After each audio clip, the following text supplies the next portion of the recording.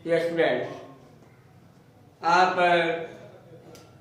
लोगों की डिमांड है, मेरे पास कई कॉल भी आए हैं कि सर मध्य प्रदेश में प्राइमरी शिक्षक भर्ती परीक्षा का आयोजन किया जा रहा है, जिसके लिए आप पर्यावरण पर कुछ हमारा मार्गदर्शन करें।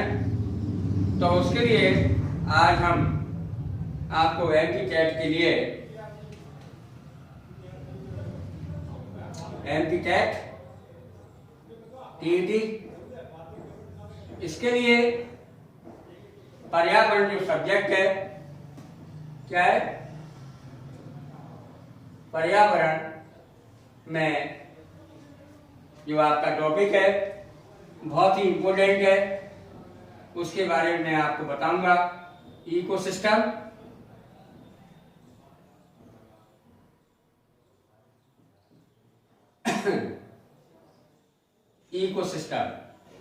इकोसिस्टम पर जनरली इसको अपन पारिस्थितिक तंत्र कहते हैं।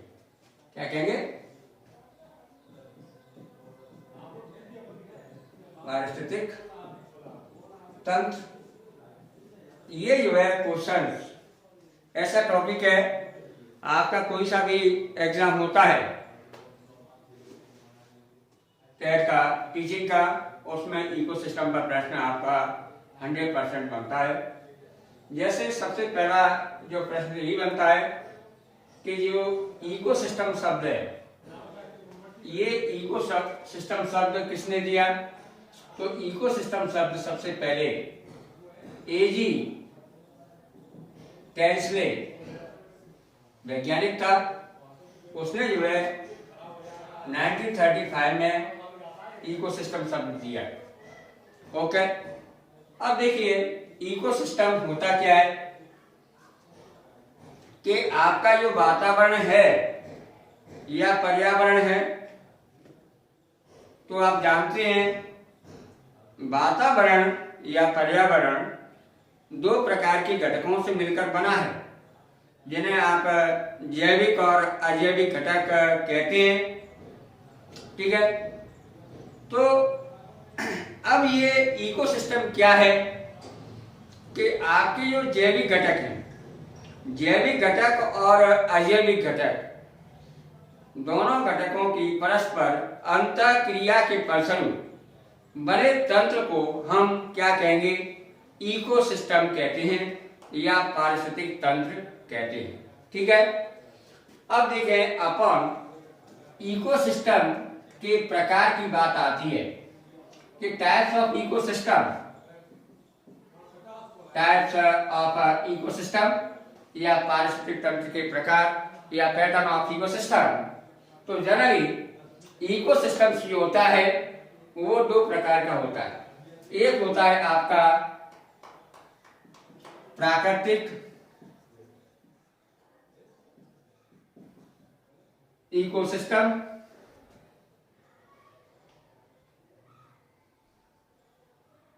प्राकृतिक इकोसिस्टम, और एक होता है आपका कृत्रिम इकोसिस्टम। ओके, प्राकृतिक इकोसिस्टम और जो है कृत्रिम इकोसिस्टम।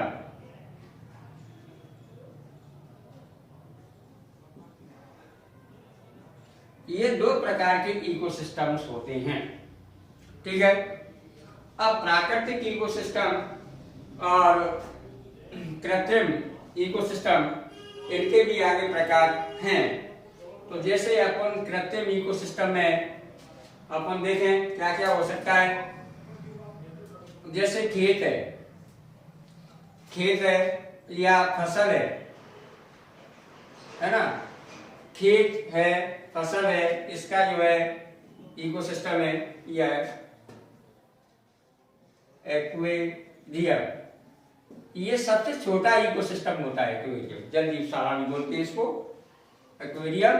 ओके, ये आपके आर्टिफिशियल या कृत्रिम इकोसिस्टम के उदाहरण हैं।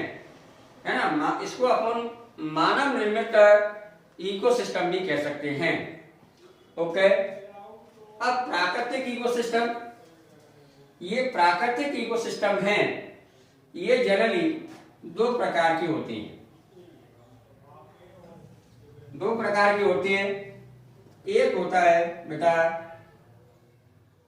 स्थलीय इकोसिस्टम और दूसरा होता है जलीय इकोसिस्टम। ओके, प्राकृतिक इकोसिस्टम कितने प्रकार की होती हैं? दो प्रकार के हो गए। एक तो हो गया आपका स्थलीय इकोसिस्टम और दूसरा हो गया आपका जलीय इकोसिस्टम। अब देखिए, स्थलीय इकोसिस्टम में आपके जैसे हैं, जैसे घास के मैदान का इकोसिस्टम, घास के मैदान का इकोसिस्टम। दूसरा आप देखें वन का इकोसिस्टम, है ना।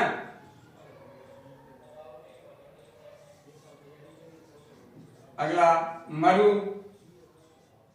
भूमि का इकोसिस्टम। ओके, आदि जलीय इकोसिस्टम है। इन जलीय इकोसिस्टम को भी अपन दो भागों में बांट सकते हैं। एक हो सकता है आपका स्वच्छ जलीय इकोसिस्टम, या इसको अपन कह सकते हैं लवण जलीय, लवण जलीय इकोसिस्टम। ठीक है, इसके उदाहरण हो सकते हैं आपकी नदी है, तालाब है ना, नहर है आदि। ओके, अब आपका आता है समुद्र जलीय इकोसिस्टम, है ना, या इसको अपन कह सकते हैं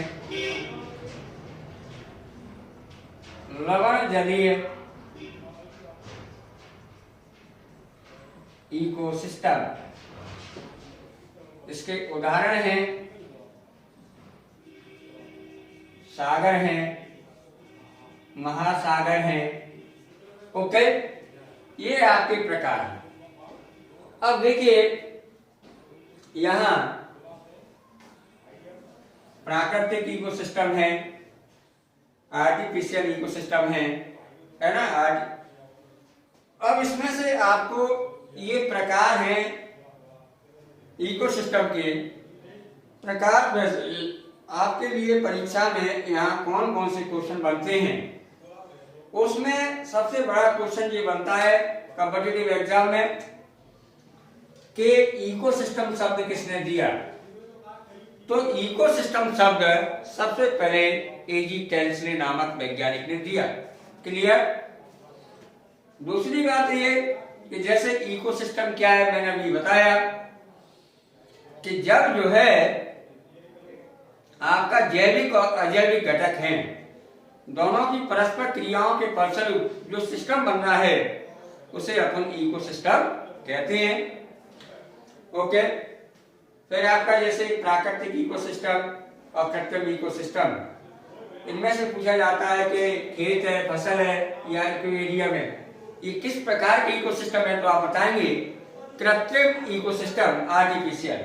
सबसे छोटा इकोसिस्टम जो होता है एक्वेरियम, ये होता है जलजीवशाला। और एक सबसे बड़ा इकोसिस्टम क्या है, महासागरीय। और ये जलीय इकोसिस्टम है महासागर वाला, वो सबसे बड़ा है। और इसकी एक विशेषता और है, वो पूछा जाता है कि सबसे ज्यादा स्थायी इकोसिस्टम कौन सा होता है, तो वो होता है महासागरीय इकोसिस्टम। ठीक है, ये यहाँ पर ये तालाब का इकोसिस्टम है ना, और नदी है, नहर है, ये किस टाइप के हैं, तो ये स्वच्छ जलीय इकोसिस्टम के उदाहरण है ना। मरुभूमि है और वन है, घास के मैदान है, ये स्थलीय इकोसिस्टम के उदाहरण हैं।